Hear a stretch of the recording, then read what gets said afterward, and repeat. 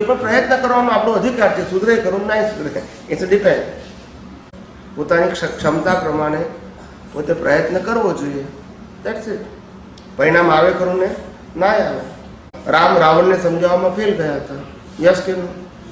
કૃષ્ણ દુર્યોધનને સમજાવવામાં ફેલ ગયા હતા, મહાવીર ગોસાલકને સમજાવવામાં ફેલ ગયા હતા. હવે આપણને લાગે કે આપણે સફળ થઈ જશું, કરવાનું. ના કોણ પાડે છે? કોઈ ના થોડું પાડે છે? સફળતા નિષ્ફળતા આપણા હાથમાં નથી, પણ પ્રયત્ન કરવાનો દરેકને અધિકાર છે. એ તો ના કહેતા જ નથી ને. વ્યવહાર સત્યમાં એટલું જ કહેવાય કે તમે પ્રયત્ન કરી શકો છો એઝ પર યોર કેપેસિટી.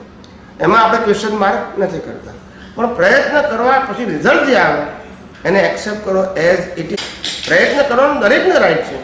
વ્યવસ્થિત ચેતના થાય એટલે જ્ઞાની શું કહેવા માગે છે કે પ્રયત્ન કર્યા પછી જે પરિણામ આવે એને તમારે સ્વીકારવું જોઈએ without blame and claim to any person.